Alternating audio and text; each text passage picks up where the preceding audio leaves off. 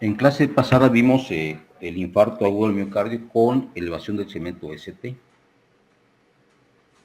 Y ahorita vamos a ver el infarto agudo del miocardio o síndrome coronarico agudo sin elevación del segmento ST.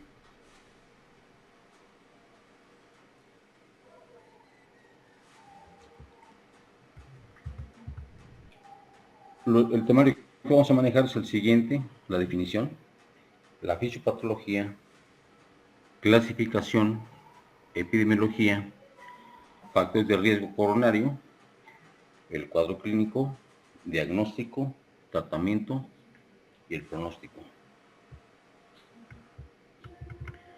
¿Cómo definimos al síndrome coronario agudo sin elevación del segmento ST?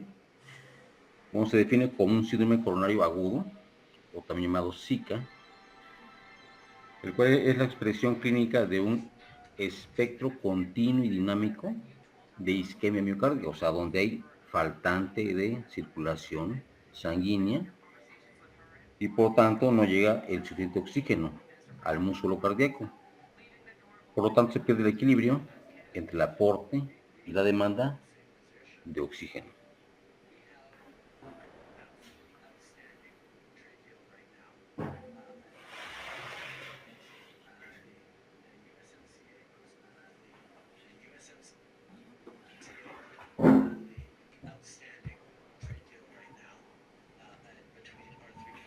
En la fisiopatología vamos a encontrar que cuando en un vaso sanguíneo hay una disrupción del endotelio, entonces se lleva a cabo la vasoconstricción. ¿Esto para qué? Para el vaso sanguíneo se protege causando una vasoconstricción del lugar lesionado. ¿Para qué? Para disminuir el espacio, ¿sí? Donde pueda escapar flujo sanguíneo, ¿sí? O para reparar esa pared celular. Entonces aquí observamos como aquí en el endotelio no se ve así como una jorobita, hay una disrupción del endotelio, o sea, se rompió y al romperse, pues dejó expuesta, dejó de colágeno que está subyacente y también se liberó endotelina, ¿sí? La endotelina fue la que va a causar la vasoconstricción, ¿sí? Para tratar de tener una hemostasia inicial primaria y la exposición del colágeno está haciendo el efecto, ¿sí? De atraer plaquetas para que se adhieran y traten de reparar esa pared. Entonces hay una hemostasia primaria. Y aquí entra en juego ya el sistema de la inflamación. Y aquí hay plaquetas las cuales se van adhiriendo, ¿sí? Como en pila de tabique se van adhiriendo a la parte defectuosa y con ayuda de la liberación de gránulos de tromboxano 2, ¿sí? Se van reclutando, se van adhiriendo al daño, al espacio y lo van cerrando, ¿sí? Lo van cerrando y esto es función también del colágeno como se expuso al medio, esto hace que atraiga plaquetas que estén adhiriendo como se ve en la figura. Y después llevamos a la hemostasia secundaria, donde ya las plaquetas lograron ya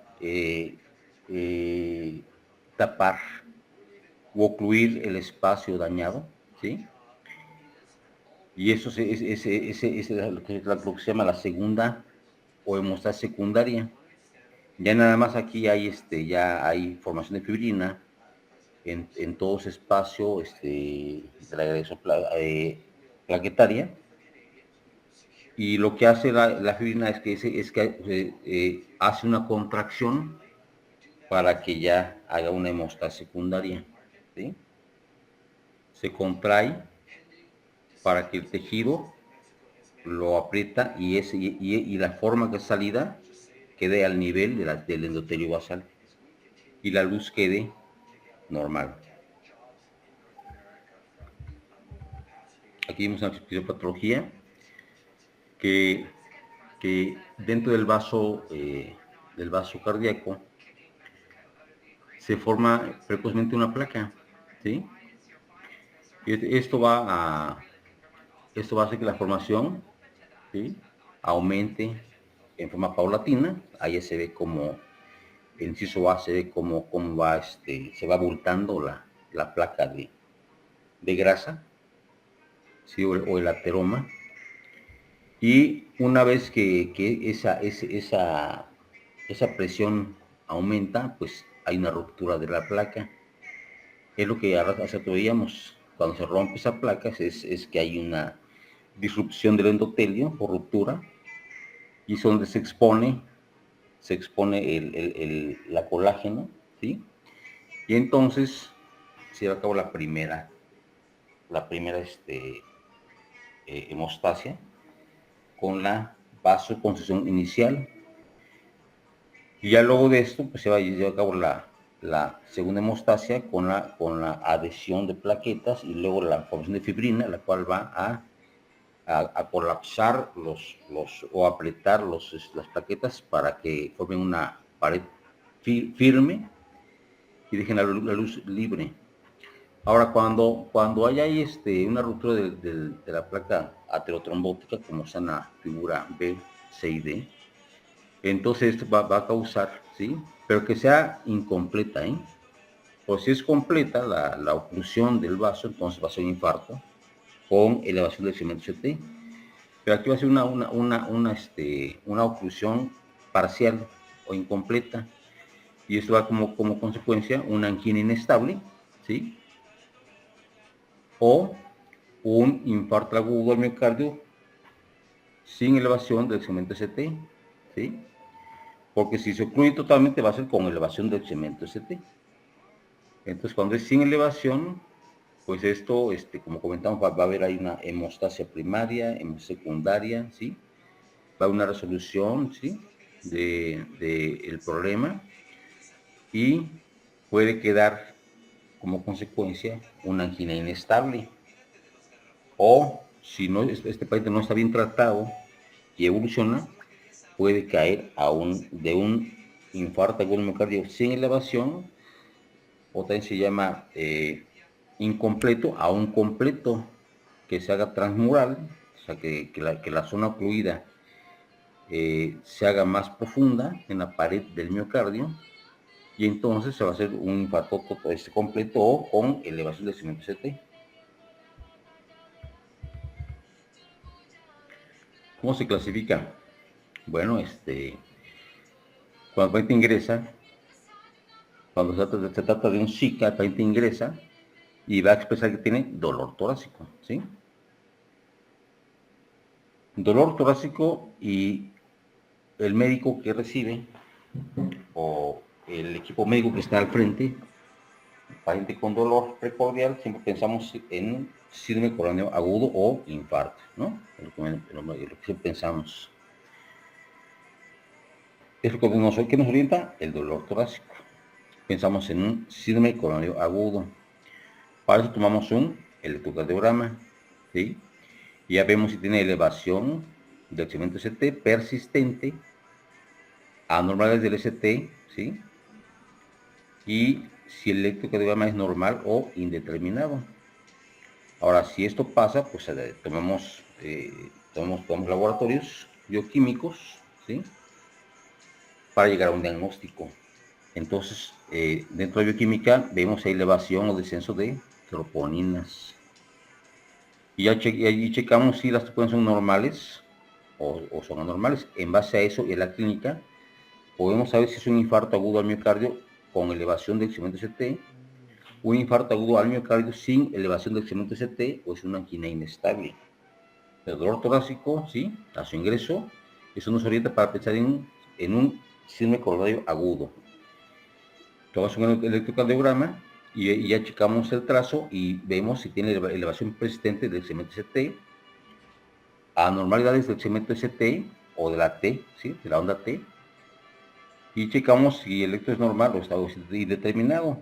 Si no estamos seguros, entonces tomamos marcadores o bioquímicos o laboratorios y checamos cómo están las topoínas, si hubo elevación, o checamos si estas son normales. Ya con esos criterios llegamos a un diagnóstico de infarto agudo con elevación, infarto agudo sin elevación o es una angina inestable. Eso es cuando esa elevación no es persistente.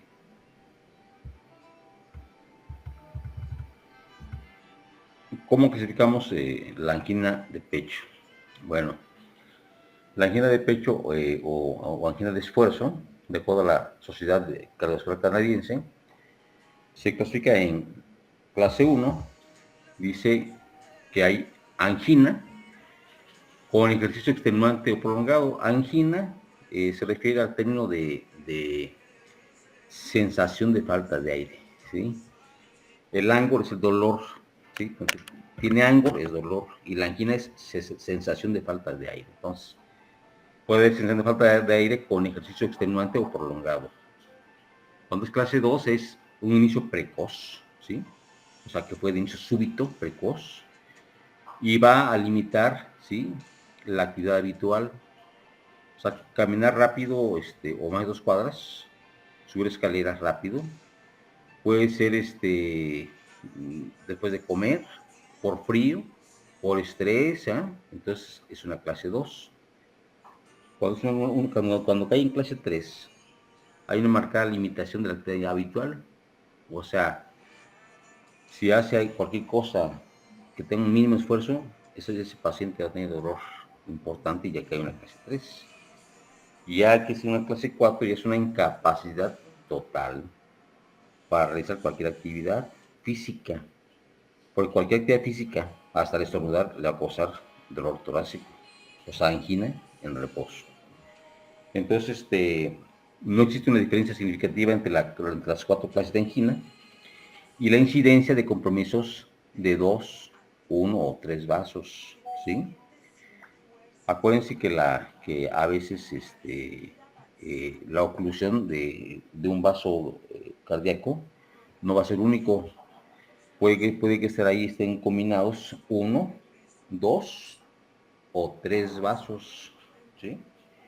Entonces, eso vamos a tener de acuerdo al electrocardiograma. En la clase 1 hay un menor compromiso del tronco principal izquierdo, ¿sí? Que en la clase 4.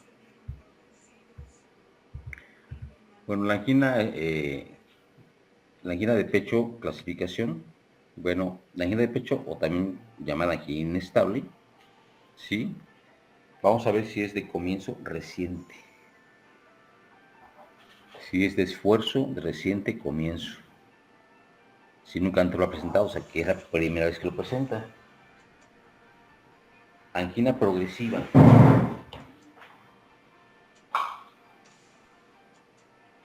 Angina progresiva. Angina en reposo. Angina prolongada. Angina variante o de metal. Y angina posinfarto. Pues hay que ubicarla en el momento, ¿sí? De tiempo o en el momento de agudo de lesión, ¿sí? O poslesión o posinfarto. Dentro de la epidemiología, el Zika sin elevación del segmento ST es más frecuente que el que tiene elevación del segmento ST. Entonces, normalmente cuando hay dolor precordial, ¿sí? Y sacamos un electrocardiograma, lo más habitual es que no haya elevación del segmento ST, ¿sí? Lo más habitual es que sea un infarto sin elevación del segmento ST, pero al fin y al cabo es un infarto, ¿sí? La incidencia anual es de 3 por cada 1000 habitantes. La mortalidad hospitalaria es más elevada en pacientes con infarto agudo miocardio con elevación de 50 CT. Entonces, la mortalidad se eleva en los infartos con elevación que en los infartos sin elevación. Sin embargo, los infartos en elevación pueden progresar a infartos con elevación, si es que están mal cuidados.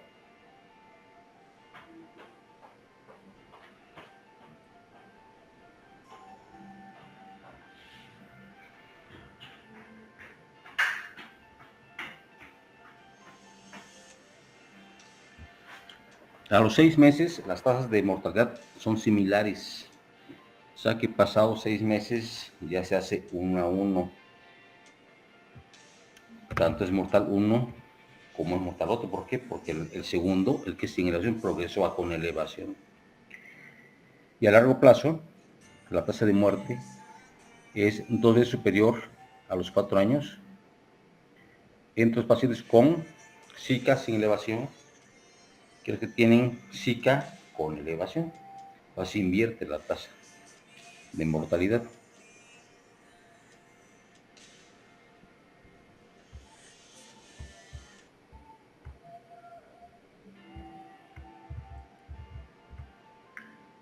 Vamos a ver los factores de riesgo cardiovascular para infarto. Entonces, si recuerdan la clase pasada de infarto agudo miocardio con elevación, hablamos de factores de riesgo coronario. Y aquí también son los mismos factores de riesgo coronario. Los factores de riesgo coronario hay mayores y hay menores. Comentábamos la clase pasada que los factores mayores hay modificables y hay no modificables y factores menores. De estos factores mayores, los modificables pues son el tabaquismo, la hipertensión arterial, dislipidemias, diabetes y la homocisteína. Son factores que se pueden modificar de acuerdo al dejar de fumar o al tener bien controlados los demás factores, un buen control. Y los no modificables pues son la edad, es decir, no se puede modificar, el género, mujer-hombre, y la genética. En los factores menores pues va a ser la obesidad, sedentarismo, ¿sí? Hiperuricemia o aumento de ácido úrico en sangre y la actitud psicológica, ¿sí? Entonces se consideran los factores de riesgo coronario mayores y menores, así como la posibilidad de su eventual modificación para el enfermo con síndrome coronario agudo, sin elevación de segmento ST, próximo a ser egresado del hospital.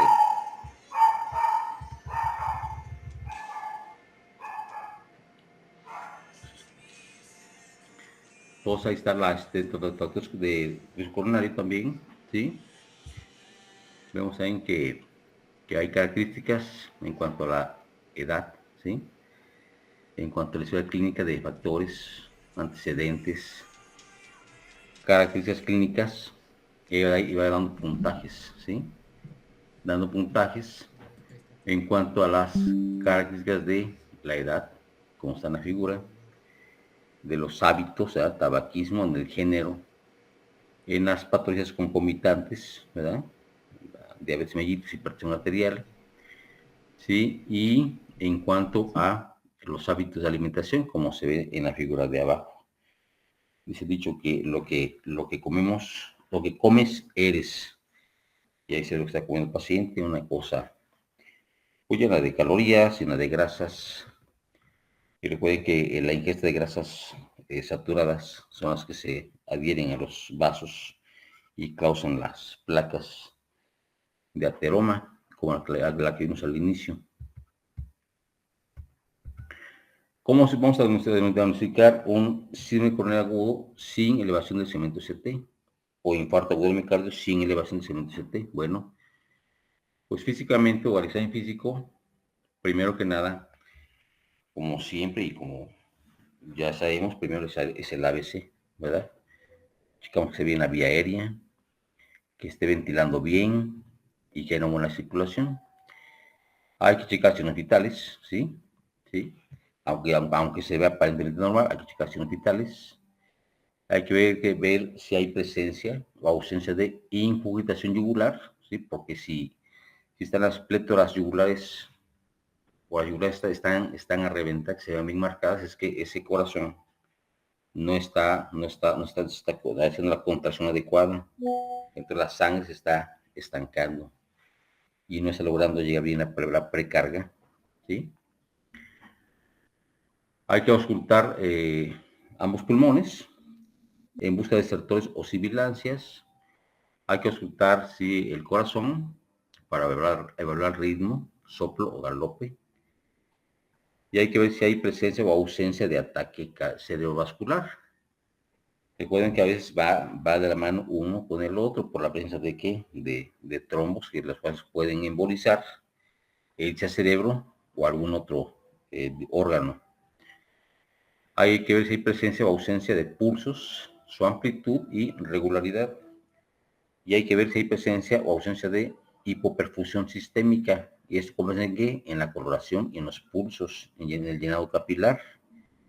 Entonces, en base a eso, vemos si hay cianosis distal o periférica, cianosis central, ¿sí? Cómo está el llenado capilar y los pulsos, cómo están también.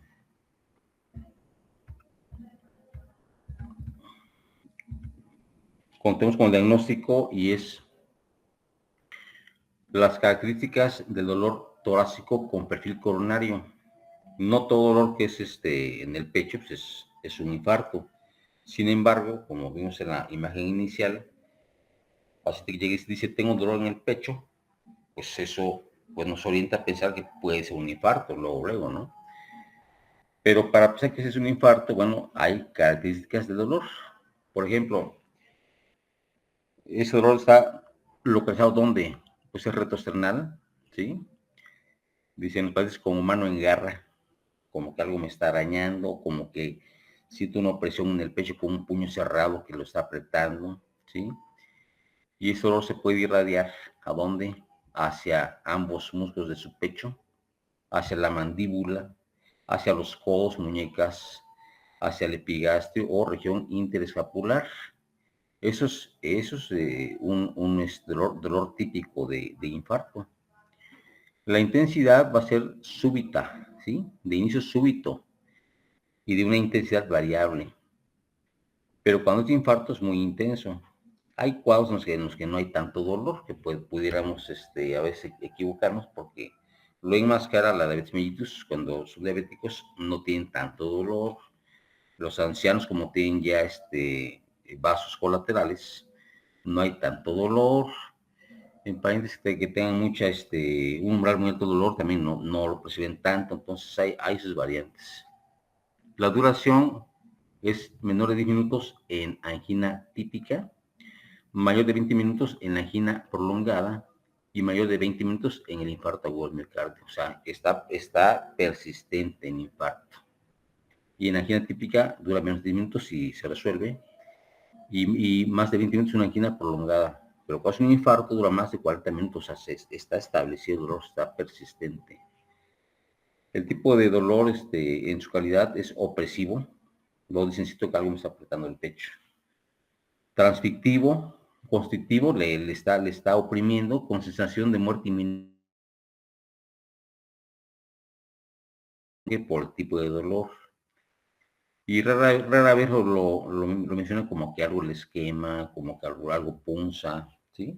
Generalmente no dicen que algo les está pulsando o punzando. Los factores que lo pueden agravar es el estrés físico o mental. ¿Por qué? Pues porque el estrés causa vasoconstricción, ¿sí? ¿Por qué? Pues porque eso se genera a partir de la epinefrina o de catecolamina. Entonces ahí hay constricción de vasos que son ocasionados por el estrés, ¿sí? El frío también es una causa de que se agrave. El sueño, cualquier factor que aumente el consumo de oxígeno.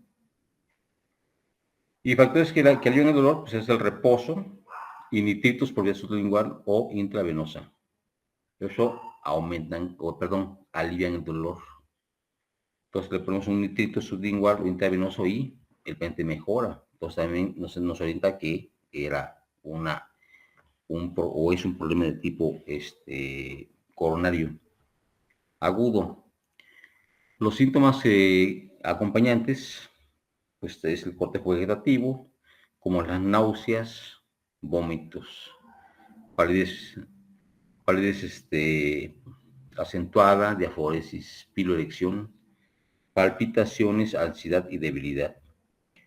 A la exploración física podemos encontrar un soplo de insuficiencia mitral, ritmo de galope y roce pericárdico en el infarto o el miocardio, ¿sí? Entonces, cuando ya es un infarto significa muerte, ¿no? Entonces, cuando ya es un problema de tejido muerto en el miocardio, pues ya ves este tipo de acompañantes que son soplo de insuficiencia mitral, ritmo de galope y roce pericárdico.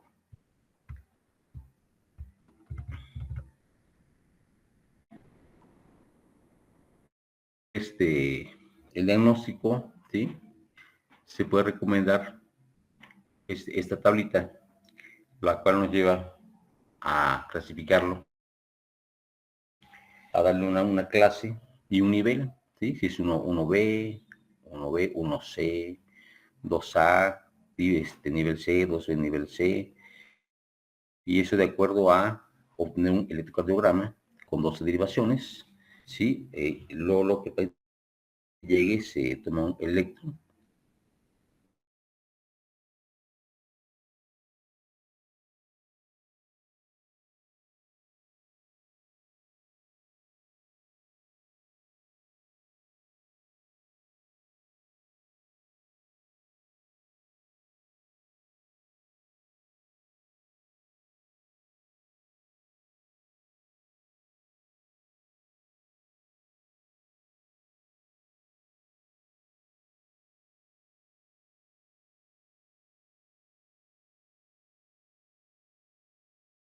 Hay que dar derivaciones también para hacer todo el círculo, ¿no? Los famosos medranos o los del lado también derecho del corazón, también para valorar cómo está todo el contorno cardíaco.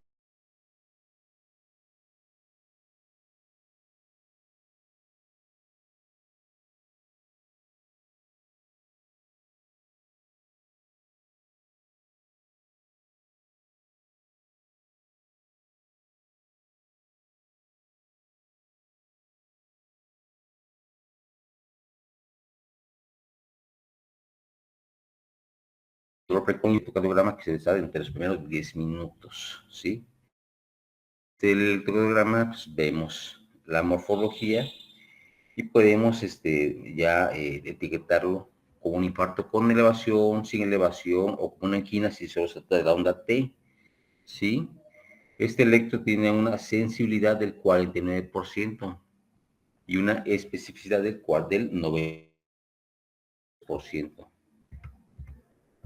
¿sí? Por aquí está este electro, ustedes ya saben del electro. No vemos que haya una elevación del segmento ST, pero sí vemos que tiene un infradesnivel o un ST eh,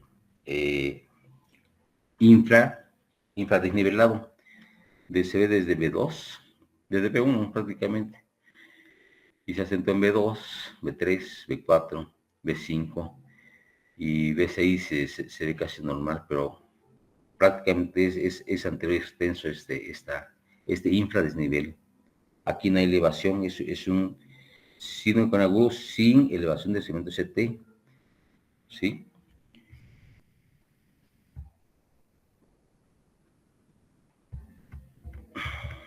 Aquí estamos viendo otro electrocardiograma y observamos cómo las derivaciones unipolares, bipolares por miembros, en D1, ¿sí?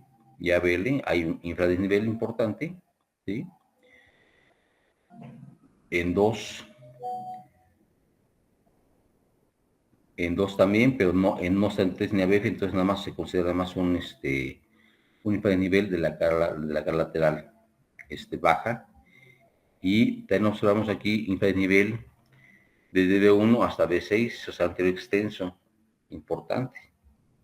Entonces aquí lo que hablábamos, que a veces no es una sola un solo vaso, a veces es un vaso, es bivaso o es trivaso, ¿no? Aquí son dos vasos los afectados.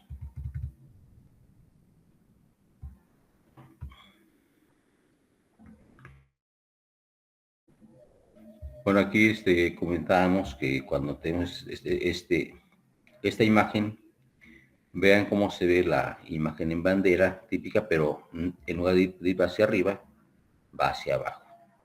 ¿Sí? El segmento y CT se juntan y forman este complejo que se ve como una banderita, pero hacia abajo. Si logramos verla así al revés, se vería con elevación, aquí sin un infradesnivel o sin elevación. Quiere decir que aquí está en un punto localizado muy pequeño, o sea que la zona del tejido lesionado miocárdico, ¿sí? Va a ser dentro de la pared del ventrículo, va a ser en un punto muy pequeño, ¿sí? Pero si no lo cuidamos, se puede extender y hacer completo o abarcar toda la pared y ser transmural, entonces va a ser con elevación. Por eso, aunque no son con elevación, hay que cuidarlos mucho para que no se vuelvan con elevación. Dentro de la bioquímica vamos a tomar enzimas cardíacas, como comentamos, como la CK total, la CKMB. Acuérdense, hay tres isoformas. Dentro de estas isoformas está la MM, la BB y la MB. La que nos sirve aquí es la fracción MB, la troponina T, la troponina I y la mioglobina. ¿Sí? Entonces aquí está lo que vamos a encontrar en valores normales, si es que no hay, si es que no es un infarto. Y aquí está a qué hora se inicia, y aquí está a qué hora se alcanza su acme, o sea, el pico máximo, y en qué tiempo vuelve a la normalidad. ¿Eso para qué nos sirve? Para hacer nuestra curva de lavado enzimático. Recordamos que si fuera una angina inestable, ¿sí? Entonces aquí no va a haber elevación. Pero si es un infarto con elevación o un infarto sin elevación, en donde en ambos hay una lesión del endotelio o ruptura, entonces en ambos va a elevar las enzimas cardíacas, pero obviamente van a elevar en mayor cuantía en el infarto con elevación del CT. Cuando es sin elevación se van a elevar, pero va a ser más moderado a leve, ¿no? Entonces ahí están los tipos de inicio, los intermedios, los picos máximos y en qué tiempo va a volver a la normalidad. Obviamente a veces tenemos un paciente con un infarto agudo al miocardio sin elevación y lo encontramos con una leve aumento de enzimas cardíacas, pero cuando no está bien cuidado y ahora sí hace un infarto más importante, entonces ya las enzimas cardíacas también van a elevar.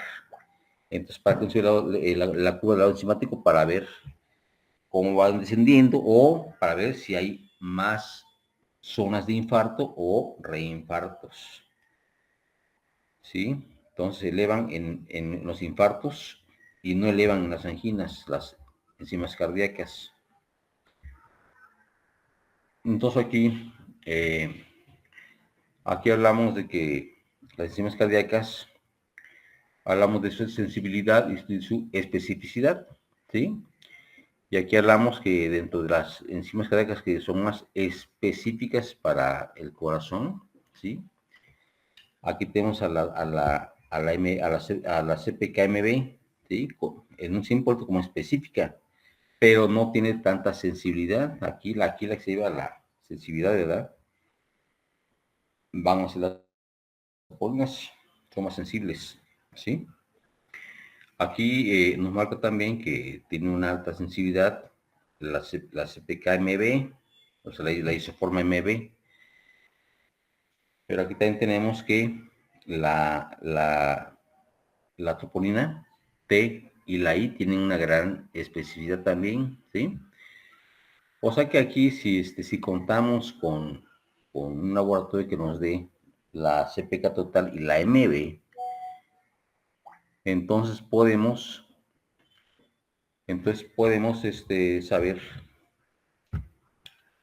saber que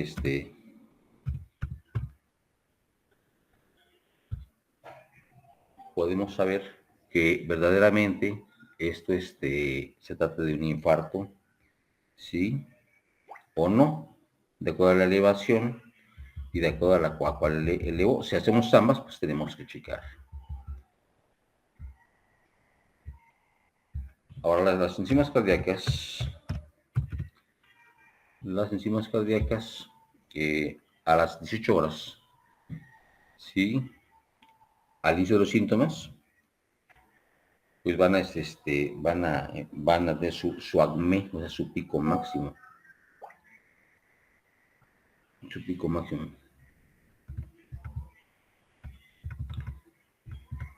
Y cuando pues tomamos, pues podemos tomarlas así, en un orden, a las 2, a las 4, a las 6, a las 10, ¿sí? Sabiendo que cada enzima, la hora en que se inicia su elevación, sabiendo en qué tiempo va elevando, en qué tiempo llega a su acme o pico máximo y en qué tiempo va disminuyendo. Pero si aquí una curva del lado enzimático de ya ir en descenso o estar en su pico máximo y descendiendo o ya llegó a la normalidad y vuelve a subir, pues sabemos que hubo un nuevo infarto o hubo un reinfarto. Entonces, por eso es importante que lleguemos a poner con este tipo de orden la toma de enzimas cardíacas, ¿sí? Ahora las troponinas, ¿sí? Sobre todo la I, es una cardio específica. O sea, la troponina I es la que se recomienda más en caso que la tengamos. Pues, ¿por qué? Porque también inicia en forma más temprana. Entonces está su valor normal, ¿sí? Y ya su valor anormal es que dice que mayor a 0.1 da daño miocárdico menor. ¿Por qué? Por proteólisis por enzimas liposomales, ¿sí? Sin ruptura de membrana celular. Y cuando es mayor de 1, aquí es de 0.1, ¿eh? Y aquí es mayor de 1, y hay daño miocárdico mayor. O sea, hay necrosis, o sea, hay ruptura de membrana del cardiocito. Entonces, vemos el valor normal, vemos el valor del daño miocárdico menor, que es de 0.1, y si es mayor de 1, que ya 1 es más de lo anterior, pues ya es daño miocárdico mayor. Y la troponina T, el resultado es cualitativo, solo nos marca si es positivo o si es negativo, su presentación o su presencia. Todas las troponinas, sí, encontramos que hay elevaciones de total de troponinas cardíacas debido a lesión del miocardio, ¿sí? Y se da esta elevación en todo tipo de estas lesiones, así como las lesiones refractarias con isquemia miocárdica primaria, en ruptura de placa, formación de trombos, en taquiarritmias o radiarritmias. Entonces, esta lista de diagnósticos, hay elevación de troponinas cardíacas. Dentro de la creatinfosfoquinasa, que es la CPK total, con su fracción o isoforma MB, encontramos que la CPK total y la MB es menos específica que las troponinas. Sin embargo, ¿sí? Recuerden que dijimos que tienen tres isoformas. La BB, que esa es más específica para cerebro, tiroides, estómago, hígado, vejiga, útero y placenta. La fracción MB, que es para músculo cardíaco o esquelético, también lo puede liberar. Y la MM, que es para músculo esquelético y cardíaco, ¿sí? Pero aquí la que más nos sirve es la MB. Y cuando hay un infarto, la creatinfosfoquinasa, sí, es superior al doble del límite máximo de la normalidad. O sea que aquí la CPK total va a elevar, ¿sí? Va a elevar al doble o más del valor máximo, ¿sí? Normal. Y la fracción MB tiene que ser del 6 al 10% en relación a la CPK total. O sea, pongamos que hay un paciente con dolor precordial, pensamos en un infarto, tomamos un electro, y no tiene elevación, pero sí tiene una morfología de un infranivel de excremento CT. Tomamos un bioquímico de enzimas cardíacas y vemos que tiene 600 de CPK total. Entonces, para que sea un infarto realmente, tenemos que ver o relacionarlo con la MB. Aquí lo esperado que tenga es que sea del 6 al 10% del total de la CPK total, va a ser del 6 al 10% de la MB. Por ejemplo, si tiene 600 de CPK total, el 10% sería ¿cuánto? 60, ¿no? 60 sería el 10%. Pero aquí, esperamos que sea de 60, puede ser desde 40 hasta 60, pues del 6 al 10%. O sea, y lo anotamos, ¿no? Paciente con elevación de la expectativa tanto y la MB tanto, y tiene una relación del 8-10%. Esa relación es la que nos va a también a orientarnos a que es un infarto, ¿sí? La relación entre la expectativa total y la isoforma MB. Y aquí, pues, nos habla aquí que los biomarcadores cardíacos, que son la CPK total, con la fracción IMB y las troponías, ¿sí? Sirven para la evaluación y manejo de pacientes con sospecha de Zika, sin elevación del segmento ST, ¿sí? En un electrocardiograma con 12 derivaciones. Y aquí habla de lo mismo que comentamos, de su baja sensibilidad, pero mayor especificidad, la de las troponías, la MB, la mioglobina, y que esa no es tan importante, pero cuando no hay otras, pues tomamos lo que tenemos, ¿sí? Entonces ahí está lo que ya comentamos en el cuadro anterior. Cuando hacemos un ecocardiograma, ¿sí? Que es una técnica de imagen invasiva, es por medio de ecos, ¿sí? Entonces, es más importante en el contexto agudo. Y ahí se valora la fracción de expulsión del ventrículo izquierdo o de excreción y permite descartar diagnósticos diferentes, ¿sí? Dentro de la historia tenemos que hay de bajo riesgo, o sea que no hay antecedentes, de moderado riesgo, que hay infarto al miocardio previo, enfermedad periférica o cardiovascular, cirugía de puentes coronarios, ¿sí?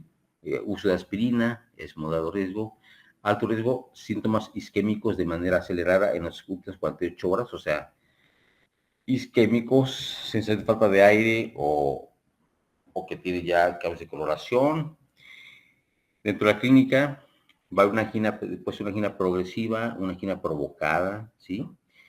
Y que tenga un inicio de 2 semanas a 2 meses, cuando es de bajo riesgo. Cuando es de moderado riesgo, una angina mayor a 20 minutos, y la cual es aliviada con reposo o con nitratos orales.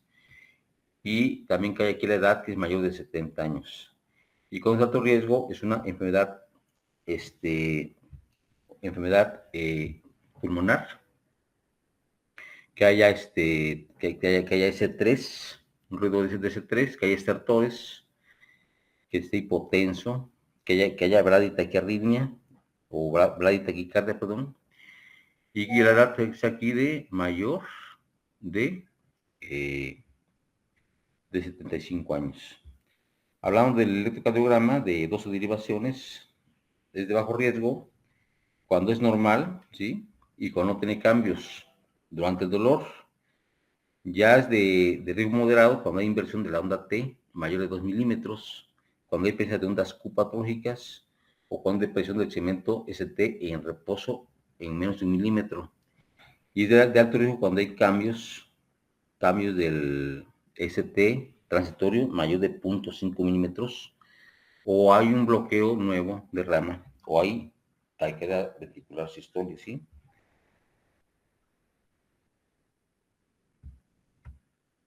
Y las enzimas cardíacas, cuando son de bajo riesgo, son normales. Cuando son de moderado riesgo, es normales a una leve elevación de troponina T o troponina I, que es menos de 0.1 nanómetros. Y es de alto riesgo cuando esta elevación de troponina T o I es mayor de 0.1. Y pues aquí ya llegamos a cómo clasificar el riesgo, ¿no? El riesgo. Entonces aquí ya vamos a sacar varios cuadros, como es el Timmy, el Grace, el Crusade, el Acuity, el Harrison, ¿sí? Y el Kilip. Entonces, de acuerdo también a esas placas vamos a clasificarlo de acuerdo a su gravedad. Entonces el Timmy sin elevación 57, entonces aquí van a dar puntuación, ¿sí? A estos puntos de edad, de factores de riesgo, ¿sí? A antecedentes de estenosis coronaria, y aquí, estos factores que aquí estamos observando, de acuerdo a la presencia o no de estos, va a dar puntuación. Y en base a la puntuación vamos a sacar el grado de TIMI que tenga. Y aquí vemos, ¿no? Dice de 0 a 1 punto, 4.7. Entonces, en cuanto sea mayor el puntaje, pues el porcentaje de TIMI también aumenta.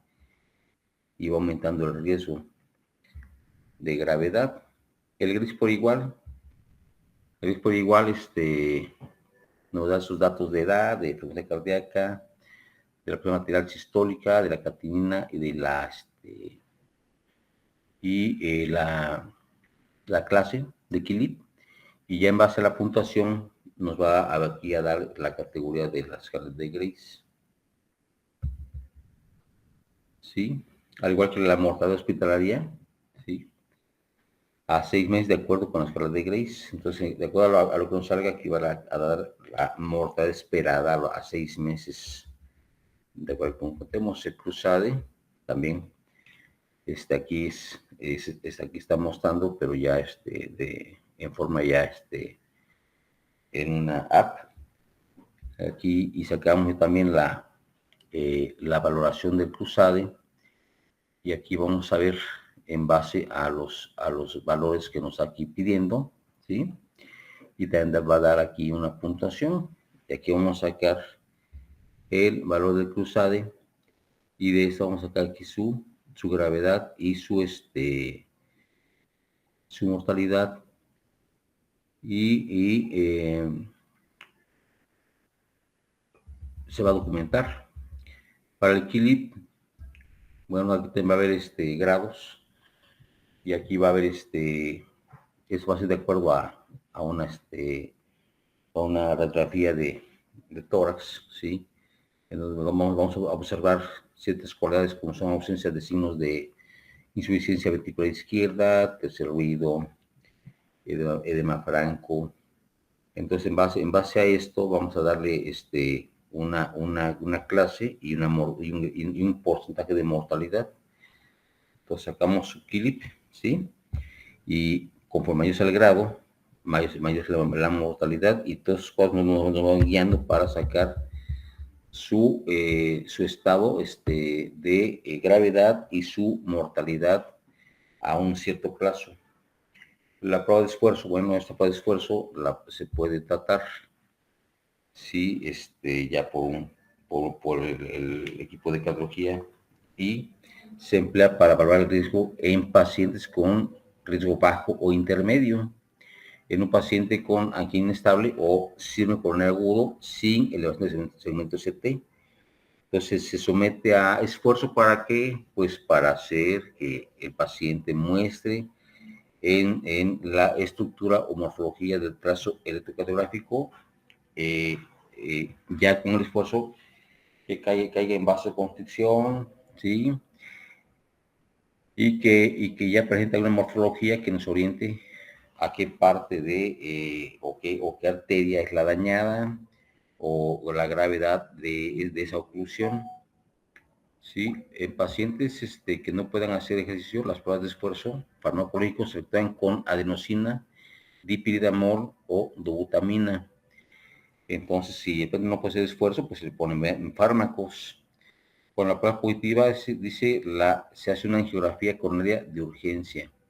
Con la prueba negativa, pues hay que además dar manejo farmacológico. También se puede hacer una angiografía coronaria por tomografía computada, y aquí es una alternativa, ¿sí? No invasiva, para prueba de esfuerzo en individuos con riesgo bajo o intermedio.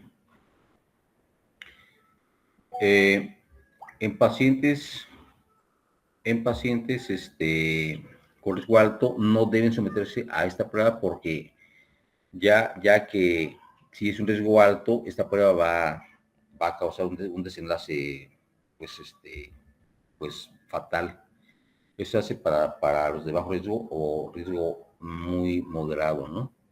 Y ahí se pintan todas las coronarias y pueden ver cuál está estrechada, y ahí se ve la oclusión o la obstrucción, ¿sí?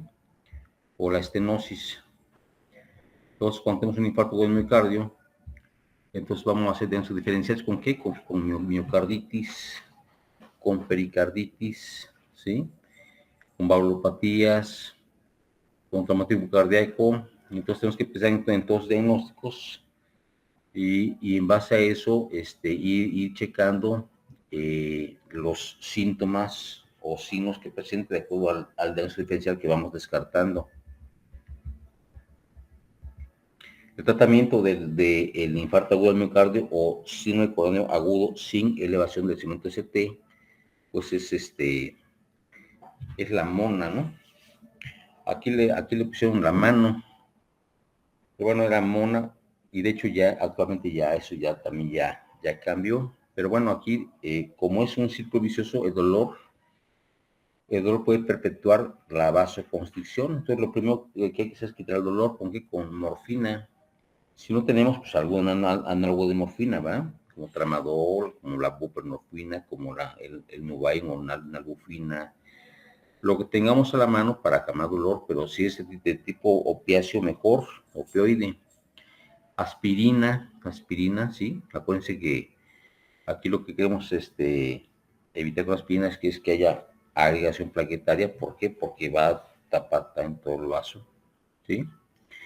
Nitroglicerina para dilatar el vaso y esa vasoconstricción, pues se ceda y puede circular el líquido sanguíneo. Y oxígeno, como hay una isquemia y no hay oxígeno, hay que administrar oxígeno por puntas nasales a 4 litros por minuto. Entonces, el oxígeno, dice que no existe evidencia de la utilidad de administrar inicialmente oxígeno en forma rutinaria, pero por consenso se estableció que es razonable administrarlo durante la situación del paciente en forma inicial. Actualmente sabemos que si el paciente no refiere, ¿sí? Pues no se debe administrar, pero aquí sabemos que si está ocluido, pues hay isquemia, ¿sí? Quizá no la perciba porque está compensando, pero por consenso hay que administrar, ¿sí? Se administra oxígeno a todos los pacientes con congestión pulmonar y saturación arterial de oxígeno menor del 90%. Ahí ya es, necesario administrarlo. Y hay que administrar oxígeno suplementario a todos los pacientes con infarto agudo al miocardio dentro de las primeras 6 horas de terapia. Y después ya se verá si es necesario o no es necesario continuar con oxígeno. Hay que aplicar aspirina, ¿sí? La aspirina en paciente con sospecha de síndrome coronario agudo, sin elevación de segmento CT, ha demostrado disminuir la mortalidad, ¿sí?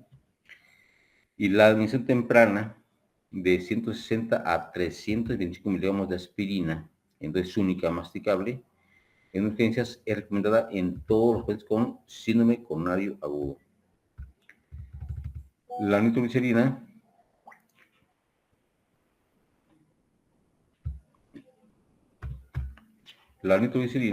que es un vasodilatador,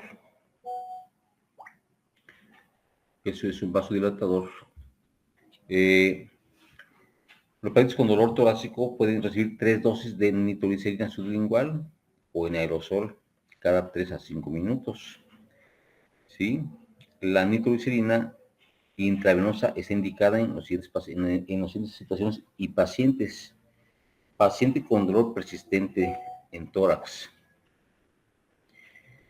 manejo de la hipertensión y manejo de la congestión pulmonar. Entonces ahí está indicado aplicarlo por intravenosa en perfusión continua.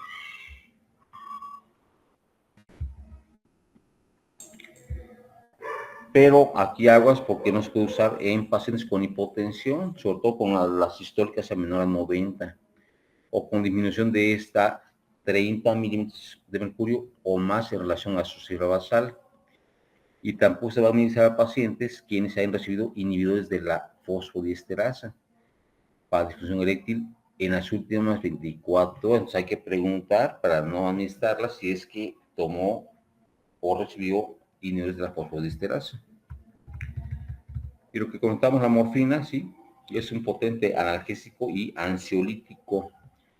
Su mayor efecto adverso es la hipotensión, especialmente en pacientes de depresión de volumen o terapia vasodilatadora, o sea que la morfina junto con la nitroglicerina haría una hipotensión más relevante. De hecho, actualmente la nitroglicerina ya no la manejamos de primera instancia, para eso hay también isosorbide, ¿verdad? Sublingual. La administración intravenosa de morfina o un derivado, cuando los síntomas no disminuyen inmediatamente con la administración de nitratos, ¿sí? O cuando existe congestión pulmonar por falla cardíaca, ¿verdad? Entonces sí se puede administrar la morfina, ¿sí? Pero no se van a administrar, no se va a administrar si el paciente está hipotenso, ¿sí? Y si se va a administrar cuando el paciente, el dolor no cede con los vasodilatadores o cuando el pulmón esté congestionado. Bueno, aquí vamos a hablar de los AINES porque los antiinflamatorios no esteroideos, ¿sí? Si se aplican, el riesgo de eventos cardiovasculares se incrementa en el momento en que se presenta un Zika sin elevación de CBCT. Entonces, aquí está prohibido, ¿no? En los países que están tomando inhibidores COX-2 y AINES, aquí, aquí no aplica la aplicación o administración de AINES. Los COX-2 selectivos o AINES selectivos no deben administrarse en pacientes con infarto. Y en aquellos que estén recibiendo, ¿sí? Hay que suspenderlos porque incrementa el riesgo cardiovascular. Dentro del tratamiento del clopidogrel, ¿sí?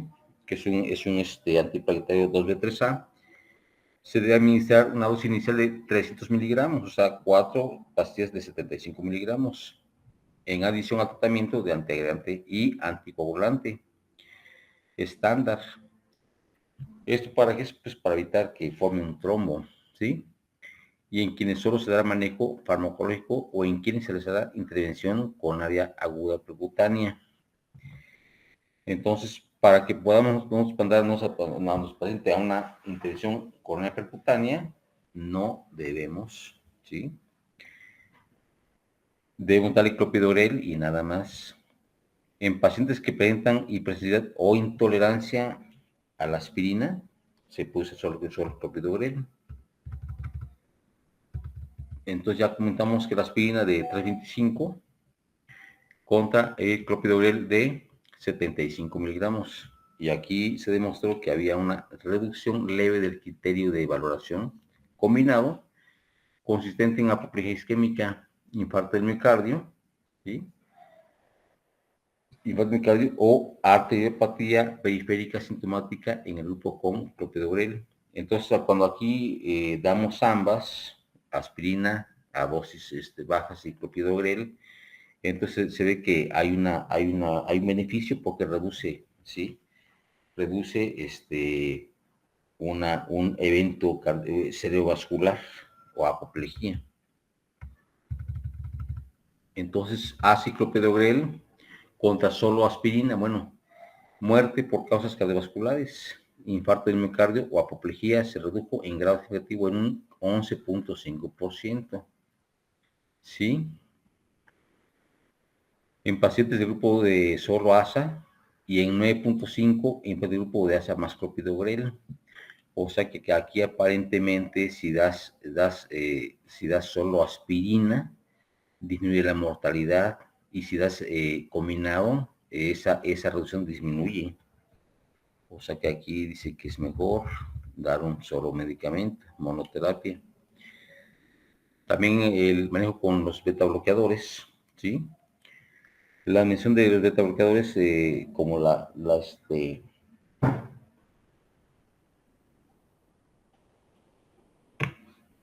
reduce hasta un 40% la mortalidad en pacientes con infarto al miocardio, con o sin elevación del CMCT, ¿sí? Se debe administrar un beta bloqueante en las primeras 24 horas de inicio del cuadro, en ausencia de contraindicaciones.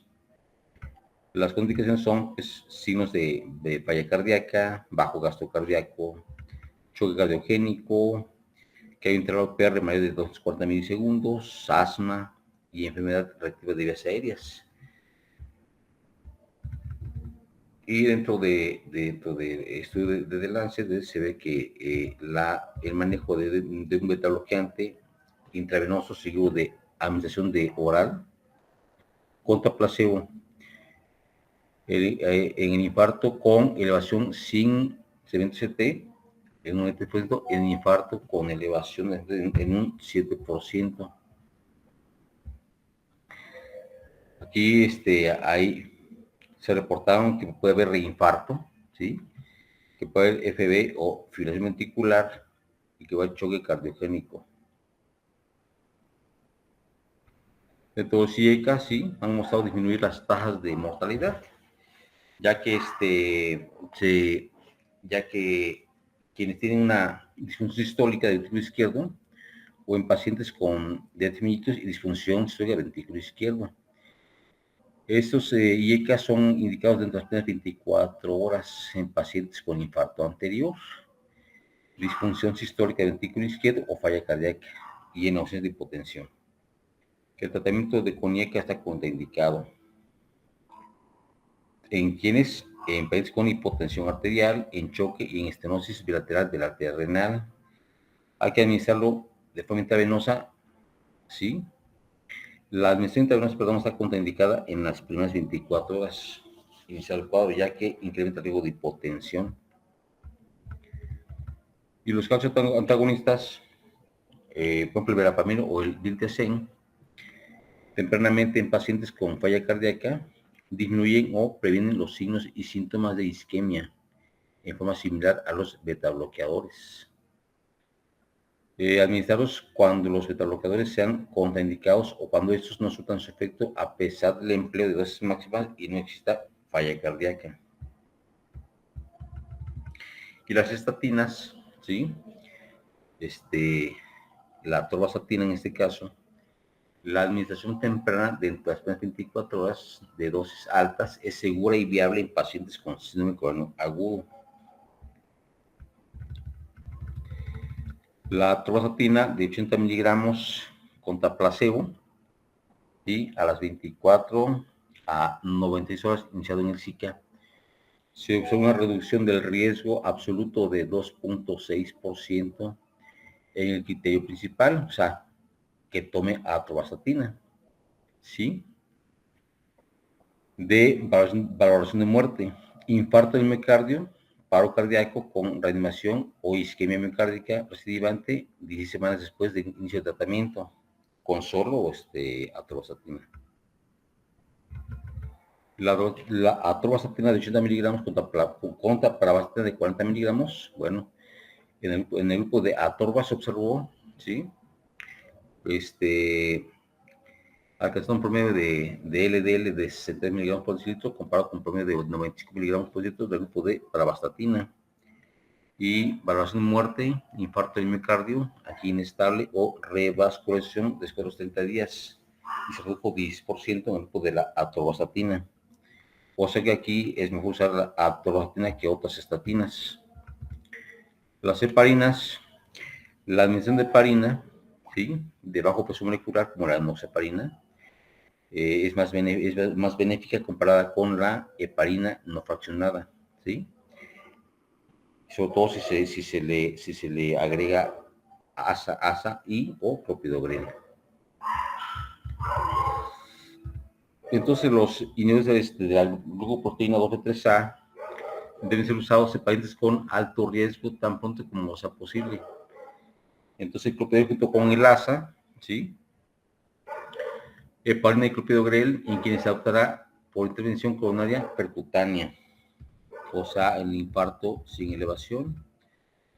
El tirofiban y el eptifitide pueden ser usados en pacientes con alto riesgo, en conjunto con la terapia estándar y en quienes no están planeada una ICP. Y la axicimab no está administrada en pacientes a menos que la ICP sea planeada. Y la forma de administrar la axicimab en bolo y en infusión, ¿sí? Entonces se demostró que pacientes con angina estable o Zika sin elevación tratados con ácido más clopidogrel, el axicimab redujo en 25% el criterio principal de evaluación de muerte o infarto del miocardio en pacientes positivos con troponina. Ok, entonces aquí voy a mencionar el tirofiban, la forma de administración,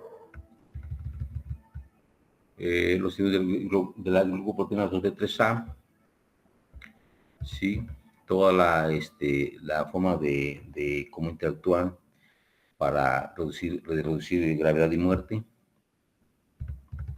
y ya hasta llegar a la intervención coronaria percutánea, ¿sí? La cual se va a realizar cuando la coronografía urgente muestra una angina refractaria a tratamiento médico, angina con repercusión hemodinámica y arritmias graves. Entonces ya se aplica ya la intervención coronaria percutánea. Y aquí continúa con los estudios de clopidogrel contra aspirina, ¿sí? Y aquí ya es la angioplastía. La angioplastía, que es ya la segunda intervención. En pacientes, se acuerdan que en pacientes con infarto sin elevación no se va a acabar la fibrinólisis, pero sí de angioplastía, para evitar que llegue un infarto con elevación. En una coronografía, ahí se ve una estenosis severa en la arteria marginal obtusa, ¿sí? Y acá se ve una estenosis severa en la marginal obtusa del lado izquierdo también. Entonces es donde van a aplicar una camisa o un stent interluminal. Sí, entonces recuerden que comentamos que hay enfermedad de un solo vaso, de dos vasos o trivascular, ¿sí? Y ya, el manejo de estos vasos que ya lo vimos también, ya lo repasamos, ¿sí? Y ya cuando son, por ejemplo,